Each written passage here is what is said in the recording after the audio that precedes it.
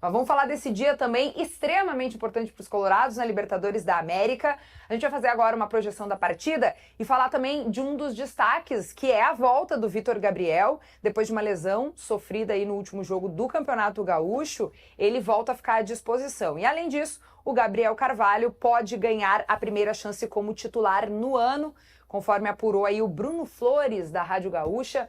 E aí, Vaguinha, o que tu tá esperando para essa partida com o Nacional que vem cambaleando aí nessa Libertadores, né? Primeiro que a notícia do mês é a volta do Vitor Gabriel, né? Que foi notícia do mês. Foi o destaque do Campeonato Gaúcho, firme, zagueiro de bom posicionamento, bom tempo de bola, firme, boa saída de bola, né? É um alívio pro Colorado esse retorno no dia de hoje? Eu acordei levinho. Fui dormir levinho e acordei levinho, Kelly. Porque o sistema defensivo do Inter entra em parafuso quando tá o Rohel. Essa que é a grande verdade. É um zagueiro sério, poxa, deve ser um cara de grupo, tudo isso, mas eu tenho que analisar aqui o que o torcedor sente, né? É muita insegurança. Ele passa muita insegurança. Então, a volta do Vitor Gabriel pro time é espetacular. Ajusta o sistema defensivo, passa segurança para quem está à frente dele, para não ter que ficar fazendo cobertura a todo momento. Então, essa é uma tranquilidade que eu tenho para o jogo de hoje. A outra, e aí é uma grande novidade, e para mim foi uma grande surpresa no Clássico Granal, Gabriel Carvalho, que até entrou pelo lado esquerdo, né? Se ele jogar, ele vai jogar pelo lado direito, que é onde ele jogou e começou junto com o time no ano passado a retomada, né, dentro do Campeonato Brasileiro, aquela sequência de vitórias que o Inter teve, mas o Gabriel Carvalho voltou, parece mais forte, com contato físico, ele não caía no chão no Clássico Granal, teve vitória pessoal, teve chute a gol, foi muito bem o Gabriel Carvalho. Então essa é uma grande novidade. Eu tenho algumas dúvidas ainda, ou pelo menos uma dúvida, em relação à presença do Bruno Henrique, que tem caído um pouco de produção, talvez tenha sentido a sequência de jogos, jogador já mais experiente e que foi preservado só em uma partida, né? Que foi aquele jogo contra o Fortaleza, que ele não participou. Talvez aí, não sei se o Ronaldo, para dar um pouquinho mais de intensidade no setor, mas perde um pouco na transição. Acho que o Inter está precisando, ou está sentindo falta do camisa 8, que faz essa transição, que chega na frente, que finaliza, que trabalha bem a jogada, que era algo que o Thiago Maia fazia no ano passado, que esse ano não fez porque estava com a cabeça no Santos.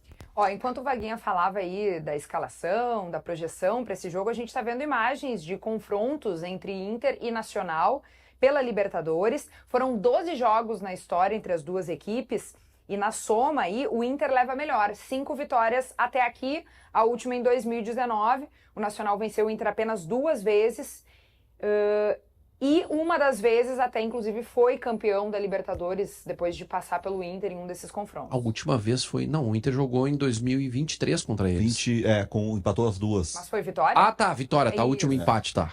Aí é o gol do Vitorino, né, que é o nome do meu pai, que decide a Libertadores da América de 1980. O teu pai gremista deve ter adorado, então, né? Ei, teu pai, o nome é Vitorino? Que legal. Falecido Vitorino, seu Vitorino. E gremista, né, o seu Vitorino. Mas o Nacional a gente tem recordações, né, positivas. Eu acho até que vou aparecer no Globo Esporte. Vai estar comemorando no o gol? Globo Esporte de hoje. Tu apresenta? Não, Alice Bastos Neves. Mas é uma matéria da Milena que ela pediu para eu falar sobre esses jogos aí, né? Que o Inter enfrenta o Nacional na primeira fase e depois nas oitavas de final. E o Inter passa. Esse é o Rubens Cardoso. Rubens Cardoso, ele antecipa e faz o gol. E se a gente for olhar os jogos, esse 3-0 é o único jogo fácil. Fácil, né? Porque 2023 o Inter foram 2 empates no último confronto. Olha o golaço do Renteria. Esse jogo aí o Inter ganha lá por 2-1, aqui é 0-0 e tem aquela polêmica dos gols anulados, né? 2007 o Inter lá perde por 3-1 na fase de grupos. Aí perde pro Vélez, leva 3-0 do Vélez fora. Na última partida tinha que fazer 3-0 no nosso jogo aí, ó. Aí o Inter tinha que fazer 3-0 nesse jogo para classificar, né? fase 1 é eliminado. Hidalgo, né? Mesmo tendo o confronto recente de 23, o Inter empatou os 2 jogos. Então não são jogos fáceis, né? O Vaguinha falava sobre a volta do Vitor Gabriel. Isso aí é oitavas de final? Não, isso é fase de grupos. O Inter acaba ficando O Inter fora. foi eliminado, É verdade? um grupo difícil, tinha o Vélez e Emelec ainda. Aí esse jogo aí, um gol no final do Guerreiro, finalzinho do jogo. Tava... E é o Odair Helman, né? Aí o Odair Real, mas esse jogo tá duro lá, tá no final que saiu o gol do Guerreiro. E o Nacional hoje, o Vaguinha fala sobre a volta do Vitor Gabriel, né? Pois é, corta pro Inter de hoje contra esse Nacional. Um zagueiro construtor vai ser fundamental no jogo de hoje. O Nacional deve mudar como vinha jogando as últimas partidas do Campeonato Uruguaio. Vai entrar mais um zagueiro, deve jogar com uma linha de 5 e vai sair, pela informação do Ovacion agora de manhã, o centroavante, o Eraso, e deve entrar o Lucas Vijalba. Ele acredita, mas- o Nacional ainda acredita em classificação? Pois é, o Nacional vai jogar com 5 atrás. 5 atrás. Vai fazer o quê na Libertadores, então? Vai evitar um vexame de não ganhar um pontinho. Jogar pelo empate o Nacional aqui no Beira-Rio. O defensivo, que muito se elogia, né?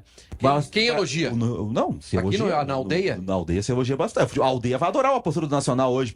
Com 0 ponto, vai jogar fechado. Num 5-4-1, eu imagino, porque o Vijalba, que é um atacante, ele é um jogador mais de lado.